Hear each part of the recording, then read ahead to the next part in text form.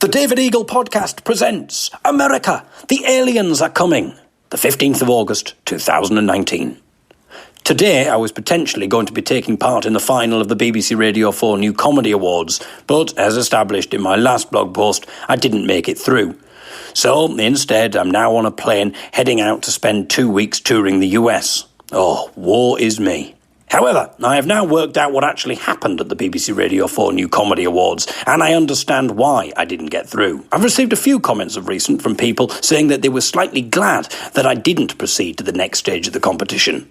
They were worried that a victory might mean that I'd dedicate more time to comedy, resulting in the breakup of the young'uns. And then it all started to make perfect sense.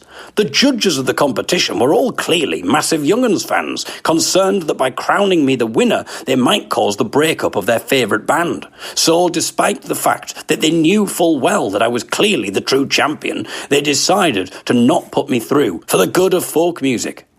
Now, in reality, a Young'uns breakup was never actually on the cards, but I accept that they weren't to know this. It is now clear to me that they were acting in a truly noble manner, allowing the comedy world to suffer in order to spare the folk world. And when you look at it like that, which surely you must, it all makes absolute sense. And actually, I am both accepting of and humbled by their decision. They risked their own reputations, their own credibility as comedy judges. No doubt they were ridiculed by their peers for their seemingly ludicrous decision not to put me through. Yet, nevertheless, they were willing to sacrifice themselves for the greater good. Thank you, Director of Leicester Comedy Festival, Jeff Rowe, comedian Angela Barnes, and editor of BBC Radio Comedy, whose name I've forgotten. I am truly humbled. I urge you all to thank them too. Get yourself to an Angela Barnes gig and give her an extra big cheer when she comes onto the stage. Thank her for her honourable actions. Get tickets for the Leicester Comedy Festival. Maybe wave a banner proclaiming the director to be a hero for his amazing, brave actions. And make sure that you pay your TV licence, for what they did on that night was truly a public service. We, the Young'uns, have just set out on our first US tour. Thankfully, we managed to get our work visas sorted just in time. This involved having to justify why we weren't going over there simply to steal a job that an American could just as easily do. We had to explain why 3 Americans couldn't essentially replicate what we did. However, the more I thought about it, the more I started to like the idea of 3 Americans being drafted in to serve as our transatlantic tribute act. They could spend a few intensive months watching videos of our gigs, listening to all our podcasts, reading our book, still available to buy, both in audio and written format. Go to the Young'uns website, click on shop, the book's called Bound Together, absorbing every interview that we've ever done, having extensive phone conversations with us in order to become as authentic a replica as possible.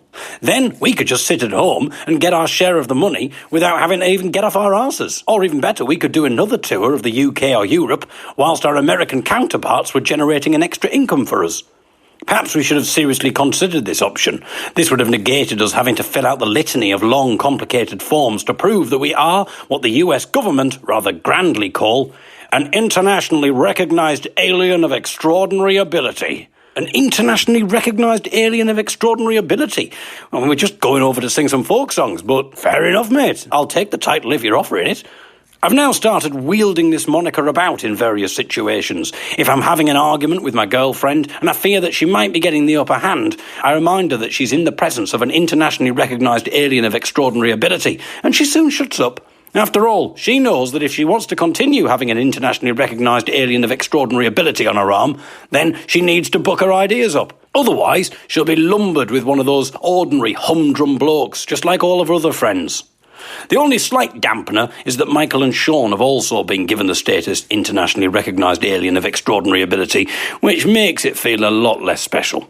During the security checkpoint at Dublin Airport, both Sean and I received a beeping sound when we passed through. We'd been in the queue for 10 minutes and nobody else had received this beeping sound. Nothing to worry about, the lady said.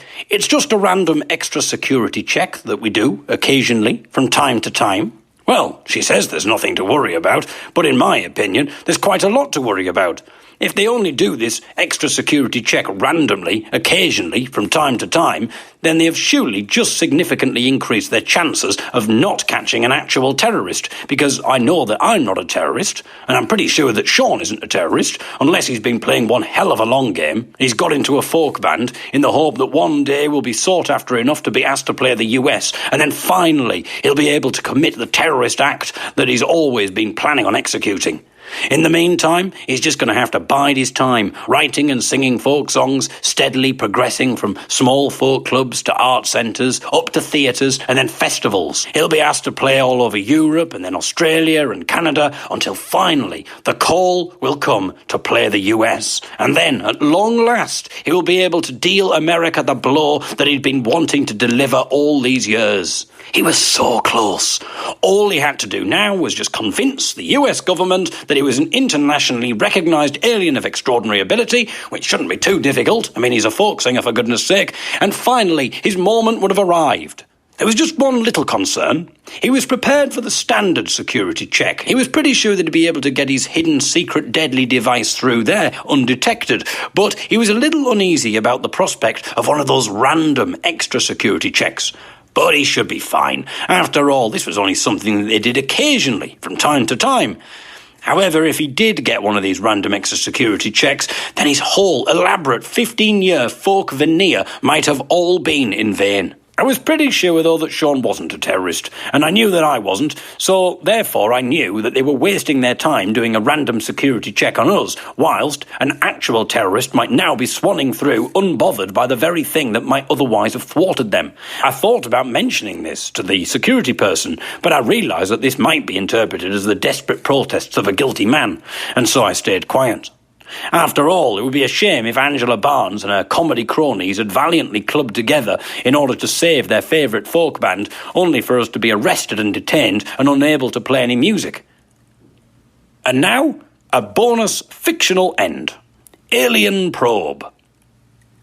It's hard to conduct small talk when you're receiving an anal cavity search, but in fairness, the security man was doing his best, perhaps in a bid to try and loosen me up a bit, which obviously makes the arse probing somewhat easier. Are you here for business or pleasure?" he asked, whilst his finger ploughed deeper into my anus. "Well, both, I suppose," I replied. "And you?"